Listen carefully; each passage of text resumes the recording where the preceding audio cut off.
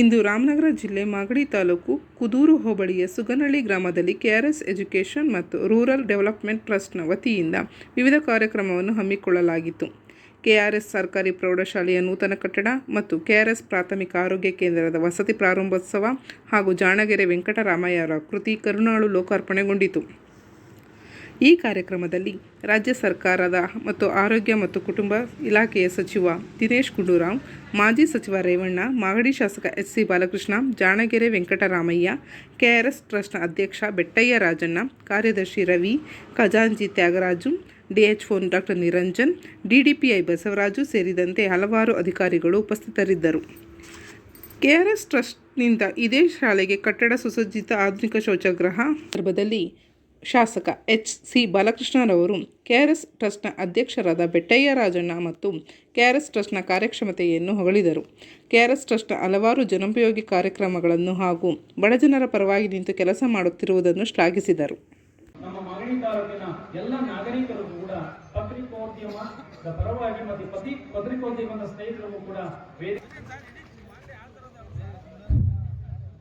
ಈ ಒಂದು ಕಾರ್ಯಕ್ರಮಕ್ಕೆ ಅಮೆರಿಕಾದಲ್ಲಿ ಅವರು ಉನ್ನತ ವಿದ್ಯಾಭ್ಯಾಸವನ್ನು ಮಾಡಿ ಅಲ್ಲಿ ಅವರ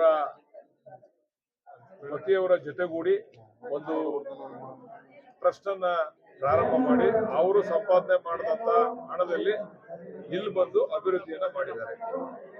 ಅಭಿವೃದ್ಧಿ ಅಂತಂದ್ರೆ ಅವರು ಹೆಲ್ತ್ ಅಂಡ್ ಎಜುಕೇಶನ್ ಬಗ್ಗೆ ಹೆಚ್ಚು ಆಸಕ್ತಿ ಇರ್ತಕ್ಕಂಥವ್ರು, ಮತ್ತೆ ಹೆಣ್ಮಕ್ಳ ಸಬಲೀಕರಣದ ಬಗ್ಗೆನೂ ಕೂಡ ಆಲೋಚನೆ ಮಾಡಿದಂಥವ್ರು.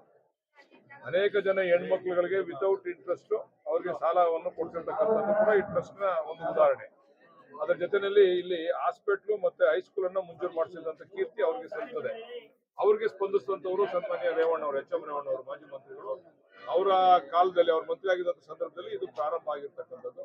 ಬಹುಶಃ ಇವತ್ತು ಅನೇಕ ರೀತಿಯ ಮೂಲಭೂತ ಸೌಕರ್ಯಗಳನ್ನ ಇಲ್ಲಿಗೆ ಕೊಡಬೇಕು ಅಂತಕ್ಕಂಥ ಆಲೋಚನೆ ಇಟ್ಕೊಂಡು ಕೆಆರ್ಎಸ್ ಫೌಂಡೇಶನ್ ಟ್ರಸ್ಟ್ ಅವರ ಪತಿಯವರಾದಂತ ಡಾಕ್ಟರ್ ಭರತ್ ರಾಜಣ್ಣ ಅವರು ಬಂದು ಇಲ್ಲಿ ಬೆಟ್ಟಯ್ಯ ರಾಜಣ್ಣ ಅವರು ಬಂದು ಇವತ್ತು ಈ ಕಾರ್ಯಕ್ರಮಗಳನ್ನೆಲ್ಲ ಮಾಡ್ತಾ ಇದ್ದಾರೆ. ಅವ್ರಿಗೆ ಪೂರಕವಾಗಿ ಅವ್ರ ಜೊತೆ ನಿಂತ್ಕೊಂಡು ನಾವು ಇದಕ್ಕೆ ಸಹಕಾರವನ್ನ ಕೊಡ್ತಾ ಇದ್ದೇವೆ.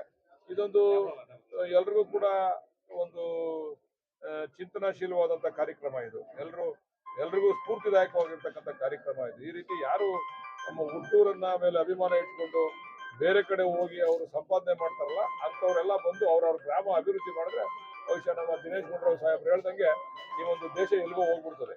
ಇರ್ತಕ್ಕಂಥವ್ರು ಬಂದು ಅವರು ಸಂಪಾದನೆ ಮಾಡಿದಂತ ಹಣದಲ್ಲಿ ತನ್ನ ಹುಟ್ಟೂರಿಗೆ ಸಹಕಾರವನ್ನ ಕೊಟ್ಟರೆ ಬಹುಶಃ ಈ ದೇಶ ಅಭಿವೃದ್ಧಿ ಆಗ್ತದೆ ಅಂತಕ್ಕಂಥದ್ದನ್ನ ನಮ್ಮ ಮಾನ್ಯ ಆರೋಗ್ಯ ಸಚಿವರು ಕೂಡ ಬಂದಿದ್ರು ಇಲ್ಲಿಗೆ, ನಮ್ಮ ಕರೆಗೆ ಹೋಗೊಟ್ಟು ಇದರ ಒಂದು ಉದ್ಘಾಟನೆಯನ್ನ ಮಾಡ್ಲಿಕ್ಕೆ ಬಂದಿದ್ರು. ಮಾಡಿ ಅವರು ಕೂಡ ಹೇಳ್ಬಿಟ್ಟು ಅವರು ಭಾಷಣವನ್ನ ಮಾಡಿ ಹೋಗಿದ್ದಾರೆ.